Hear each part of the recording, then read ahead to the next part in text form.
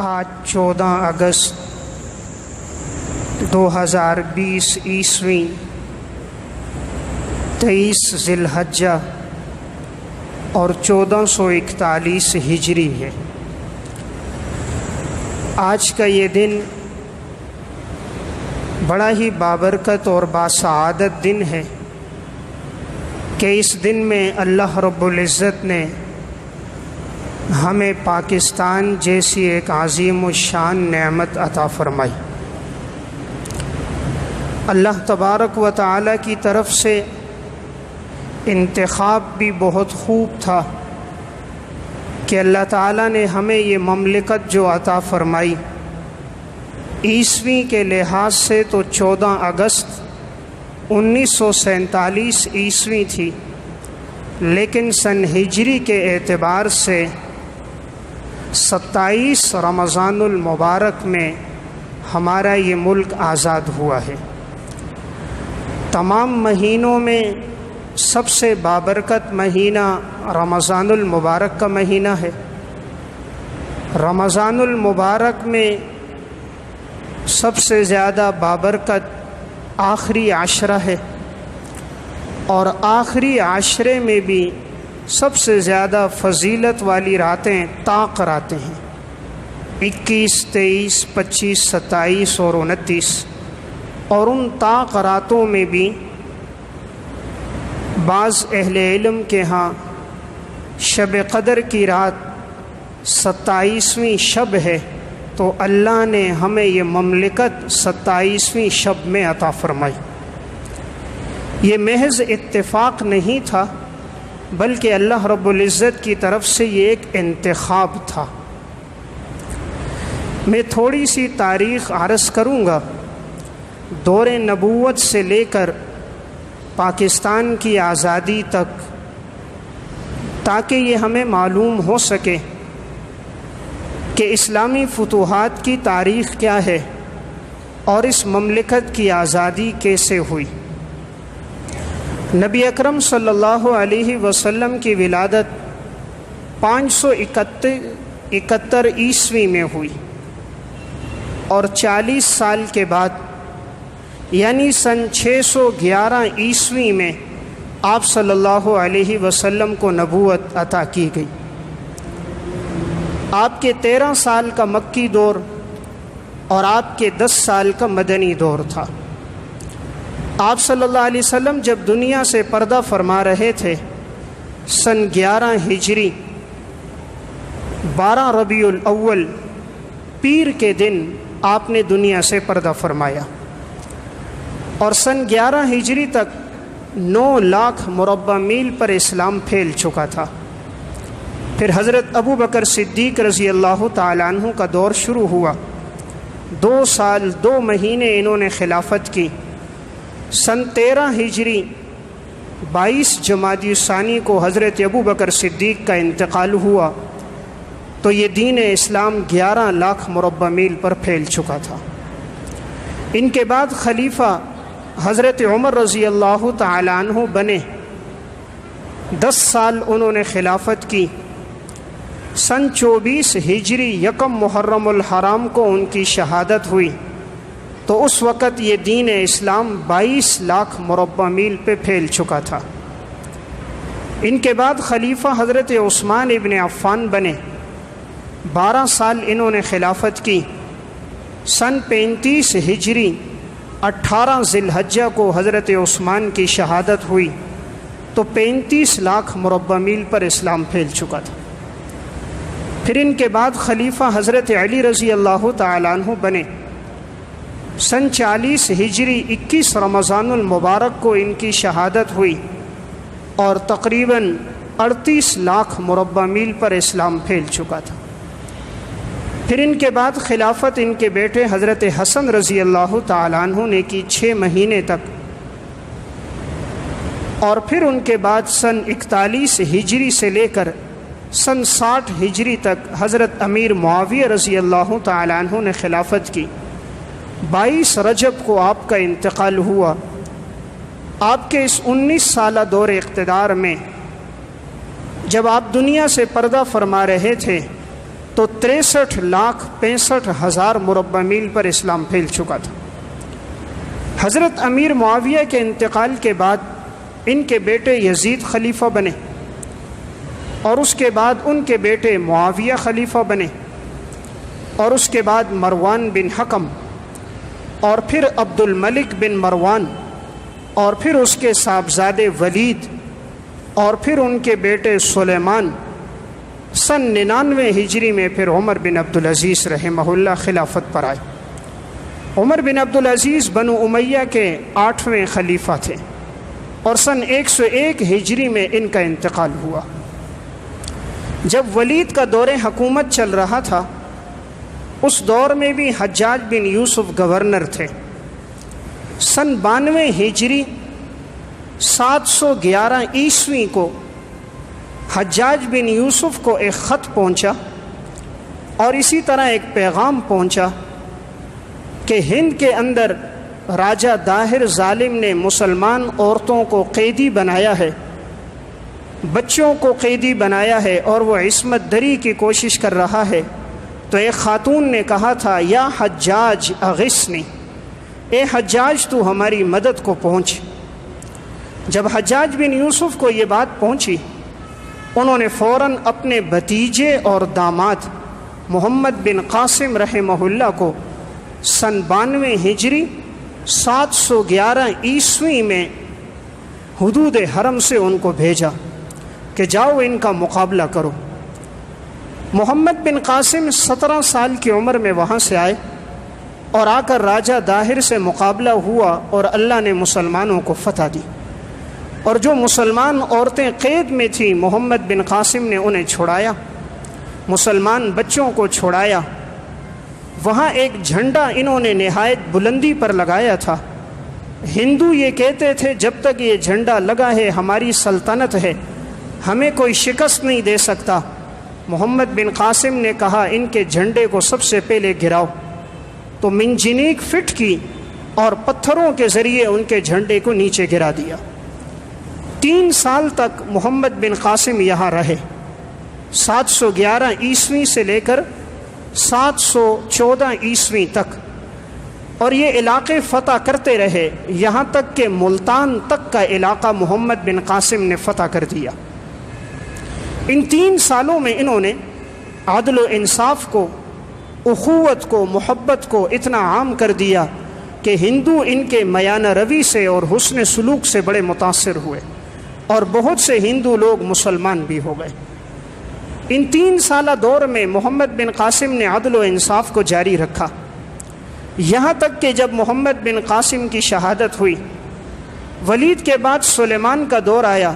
سن 96 ہجری میں سلیمان نے یہ سمجھا کہ شاید یہ جو اٹھنے والے نوجوان ہیں، شاہ سوار ہیں، اقتدار پر کہیں یہ لوگ آ کر میری بادشاہت پہ قبضہ نہ کر دیں، تو اس نے صالح بن عبد الرحمن کو بھیج کر محمد بن قاسم کو گرفتار کروایا، اور اس طرح آپ کو شہید کر دیا گیا۔ گویا اپنوں کے ہاتھوں سے یہ شہید ہوئے۔ اسلام کی تاریخ آپ دیکھو گے، مسلمان کو کوئی نقصان کبھی نہ پہنچا سکا، جب بھی نقصان پہنچا مسلمان نے خود پہنچایا۔ محمد بن قاسم کی شہادت کے بعد سن 714 عیسوی تک یہ سب علاقے فتح ہو چکے تھے۔ 300 سال تک مسلمان وہاں رہے، اور مختلف علاقوں میں مسلمانوں کی آبادیاں تھیں۔ 1000 عیسوی تک مسلمانوں کی تعداد تو بڑی، لیکن ہندوؤں کی کثرت تھی۔ سن 1002 عیسوی میں سلطان محمود غزنوی کا والد سبکتگین افغانستان سے آیا ہے، غزنی شہر سے، اور یہ مسلمانوں کی مدد کو پہنچا، اور آ کر انہوں نے ہندوؤں کا مقابلہ کیا، اور اللہ نے سبکتگین کو فتح دی۔ اس کے بعد سن 1002 عیسوی سے لے کر سن 1026 عیسوی تک 24 سال جو خلافت کی، پھر وہ سلطان محمود غزنوی نے کی۔ اس 24 سال میں یہ مقابلہ کرتے رہے، ہندوؤں سے لڑتے رہے، اور اسلام پھیلتا گیا، یہاں تک کہ ان کے اس دور میں فتوحات اتنی بڑھ گئیں کہ آج تاریخ دنیا کا دوسرا بڑا فاتح اگر کسی کو کہتی ہے تو سلطان محمود غزنوی کو کہتی ہے۔ دنیا کا پہلا فاتح چنگیز خان ہے اور دوسرا فاتح سلطان محمود غزنوی ہے، پھر سکندر ہے اور پھر ذوالقرنین ہے۔ تو 1026 تک سلطان محمود غزنوی کا اقتدار تھا۔ جس وقت یہ ہندوستان میں داخل ہوا تھا اس وقت راجہ جے پال کی حکومت تھی، اور راجہ نے ایک بت کھڑا کیا ہوا تھا کہ یہ نشانی تھی کہ ہمارا اقتدار اس وقت تک ہوگا جس وقت تک یہ بت باقی رہے گا۔ سلطان نے جب علاقے کو فتح کیا، انہوں نے آگے سے پیشکش کی، کہا ہم سے سونا لے لو، دولت لے لو، لیکن ہمارے بت کو نہ گرانا۔ سلطان محمود غزنوی نے کہا میں بت شکن ہوں، میں بت فروش نہیں ہوں، اسلام کا حکم ہے بتوں کو گرایا جائے، میں ابراہیم علیہ السلام کی سنت زندہ کروں گا، بتوں کو گراؤں گا، بتوں کو تعمیر نہیں کروں گا۔ معلوم ہوا کہ اسلامی مملکت کا کام بتوں کو تعمیر کرنا یا بت خانے تعمیر کرنا نہیں ہے، اسلامی مملکت کا کام سب کو توحید پر لانا اور اللہ کے سامنے سر بسجود کرنا۔ تو سلطان محمود غزنوی نے اتنی بڑی پیشکش کو ٹھکرا دیا اور سومناتھ کے اس بت کو توڑ دیا۔ سلطان کی یہاں جب تک خلافت رہی امن و امان برقرار رہا۔ سلطان کے انتقال کے بعد پھر خلافت آئی ہے محمد غوری کی۔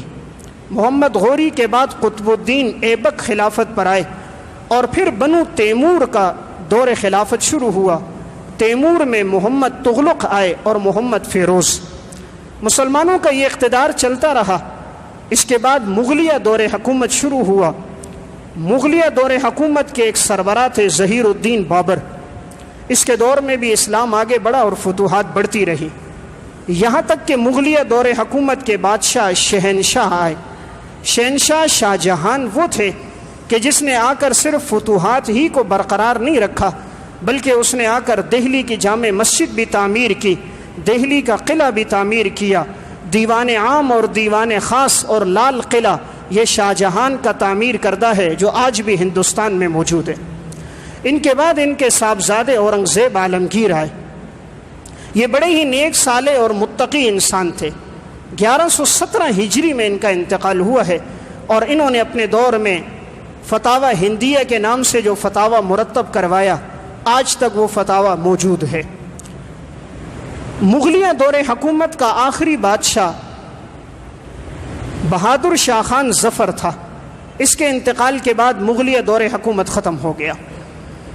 اب جب دیکھا گیا ہندوستان کی فضا بدل گئی، مسلمانوں پر قتل عام شروع ہو رہا تھا، حضرت مجدد الفسانی رحمۃ اللہ علیہ نے جب دیکھا کہ اکبر کے دور میں کفر بڑھا اور ان کے سامنے سجدہ شروع ہو گیا، تو مجدد ان کے مقابلے میں کھڑے ہوئے اور سنت کی دعوت دی۔ 1034 ہجری میں مجدد کا انتقال ہوتا ہے۔ پھر ان کے بعد حضرت شاہ عبدالحق محدث دہلوی رحمہ اللہ نے ہندوستان کی فضا میں سنت کی آبیاری کی، مدارج النبوہ کے نام سے سیرت پر انہوں نے کتاب لکھی، حدیث کی شرح اشعۃ اللمعات اور لمعات لکھ کر حدیث کو عام کیا۔ پھر حضرت شاہ ولی اللہ رحمہ اللہ کا دور آیا، اور انہوں نے افغانستان کے بادشاہ احمد شاہ ابدالی کو خط لکھ کر مدد کے لیے پکارا، اور وہ آئے اور مرہٹوں سے مقابلہ ہوا اور فتوحات کا سلسلہ شروع ہوا، یہاں تک کہ انگریز جب داخل ہوا ہے سن 1600 عیسوی میں انگریز ہندوستان میں داخل ہوا۔ ایسٹ انڈیا کمپنی کے نام سے یہ آیا تھا، اور اس نے آ کر کہا تھا میں یہاں تجارت کروں گا، باقی میرا کوئی کام نہیں۔ 1600 عیسوی میں اس نے اپنی اس کمپنی کی بنیاد رکھی، اور اس نے ساری ساحلی پٹی پر قبضہ کر دیا۔ انگریز کی ہر دور میں اور یہود کی ہر دور میں کوشش رہی ہے کہ معیشت ان کے قبضے میں ہو۔ اس طرح انہوں نے ساحلی پٹی کو لیا اور معیشت اپنے ہاتھ میں لی۔ تھوڑا عرصہ گزرا تھا کہ ہندوستان پر انگریز قابض ہو گیا۔ جب اس کا قبضہ بڑھتا گیا تو اس نے ہندوؤں کو اپنے ساتھ ملایا۔ اسے خطرہ تھا مسلمانوں سے، تو اس نے مسلمانوں پر آئے دن زیادتیاں اور قتل عام شروع کیا۔ تو اللہ رب العزت نے پھر یہاں ایک شخص کو کھڑا کیا جسے تاریخ نواب سراج الدولہ کہتی ہے۔ سن 1757 عیسوی میں نواب سراج الدولہ انگریز کے مقابلے میں آئے۔ یہ ایسے بہادر تھے، جرنیل تھے کہ لڑتے ہی جاتے تھے۔ انگریز نے دیکھا کہ اس سے مقابلہ مشکل ہے، تو اس نے میر جعفر کو بہت بڑی رقم اور زمین دی، اور اسے ابھارا، تم کسی طرح اسے شہید کر دو، مروا دو، ہم تمہیں اتنی رقم دیں گے۔ چنانچہ نواب سراج الدولہ اپنے ہی ساتھی کے ہاتھوں، نام لیوا مسلمان کے ہاتھوں نواب سراج الدولہ کی شہادت ہو گئی۔ اس کے بعد سلطان ٹیپو کے والد تھے حیدر علی۔ حیدر علی نے اقتدار اپنے ہاتھ میں لیا اور انہوں نے تینوں کو اپنے ساتھ ملایا، برہٹوں کو بھی، نظام کو بھی، انگریز کا مقابلہ کیا۔ انگریز نے دیکھا کہ حیدر علی بہت بہادر ہے، اس سے لڑنا مشکل ہے، تو اس نے بغاوتوں میں انہیں بھی کچل دیا۔ اس کے بعد تاریخ کا ایک بہادر جرنیل جسے تاریخ ٹیپو سلطان کہتی ہے وہ آئے۔ یہ حیدر علی کا بیٹا تھا۔ اس کے بعد ان کی خلافت رہی۔ میسور کی جنگوں میں تیسری اور چوتھی جنگ میں سلطان ٹیپو شریک رہا ہے۔ سن 1799 عیسوی میں ٹیپو سلطان کی شہادت ہوئی، لیکن وہ بھی شہادت میر صادق غدار نے پیسہ اور دولت لے کر انہیں شہید کروا دیا۔ ان کا وہ مشہور قول تھا، شیر کی ایک دن کی زندگی گیدڑ کی 100 سالہ زندگی سے بہتر ہے۔ یہاں بھی آپ دیکھیں انہیں شہید کروانے والے کون تھے؟ نام لیوا مسلمان تھے۔ تو میں نے عرض کیا جب بھی کہیں نقصان پہنچا ہے مسلمان نے مسلمان کو نقصان پہنچایا۔ محمد بن قاسم کی شہادت ہو یا نواب سراج الدولہ کی ہو یا ٹیپو سلطان کی ہو یا سید احمد شہید اور شاہ اسماعیل شہید کی بالاکوٹ میں ہو، ہر جگہ آپ کو غداری کرنے والا مسلمان ملے گا۔ ورنہ اللہ نے ایمان اور اسلام میں ایسی طاقت رکھی ہے کہ کوئی مسلمان کا مقابلہ نہیں کر سکتا۔ مسلمان اگر مسلمان سے غداری نہ کرے، یہ پیسوں پر اپنے ایمان کو فروخت نہ کرے، تو ایمان میں وہ طاقت ہے کہ ایک آدمی 1000 کا مقابلہ کرتا ہے۔ تاریخ نے ہمیں وہ واقعات بتائے۔ خالد ابن ولید لشکر لے کر نکلتے ہیں، 30 آدمی 30,000 کا مقابلہ کرتے ہیں۔ تاریخ بتاتی ہے اللہ نے مسلمانوں کو فتح دی۔ ایمان میں بڑی اللہ نے طاقت رکھی ہے۔ تو میں عرض کر رہا تھا 1799 میں ٹیپو سلطان کی شہادت ہو گئی۔ اب انگریز اقتدار پر قابض ہو گیا۔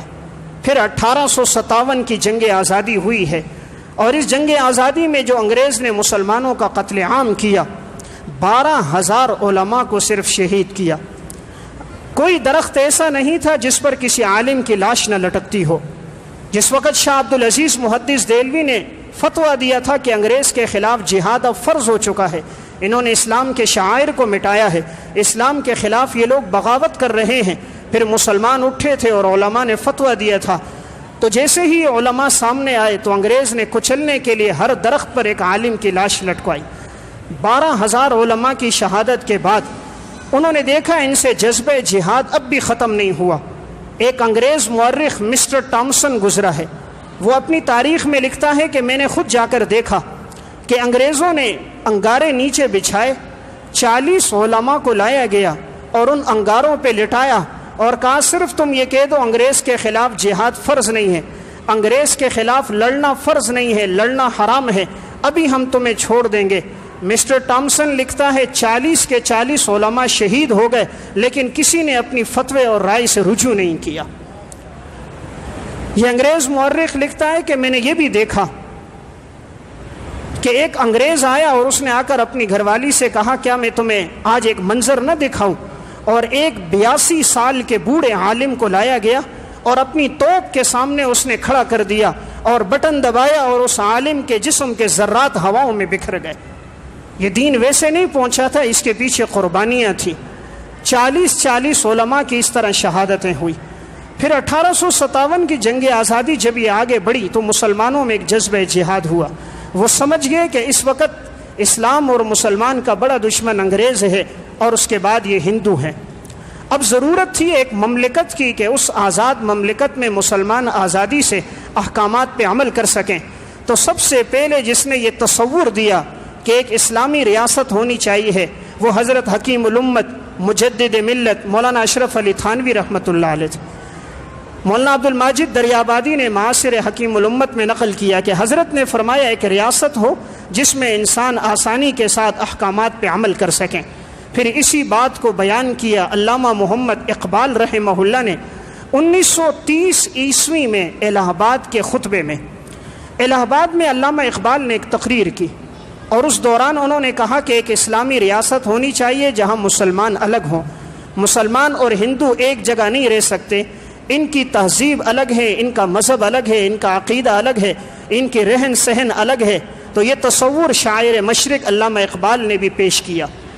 سن 1940 عیسوی میں قائد اعظم محمد علی جناح نے منٹو پارک لاہور میں قرارداد منظور کروائی، اور اس قرارداد کے اندر بھی یہ بات تھی کہ دو نظریے ہیں، یہود کا ایک الگ نظریہ، ہندوؤں کا، مسلمانوں کا ایک الگ نظریہ ہے۔ یہ دو قومی نظریے کی بنیاد بتائی کہ یہ لوگ ایک ساتھ نہیں رہ سکتے، مسلمانوں کا طرز زندگی الگ ہے، ہندوؤں کا الگ ہے، آئے دن ان میں لڑائی جھگڑا ہوگا، ان کے لیے ایک الگ ریاست چاہیے ہے۔ جب یہ قرارداد منظور ہو گئی تو 14 اگست 1947 عیسوی کو پھر اللہ رب العزت نے ہمیں یہ مملکت عطا فرمائی۔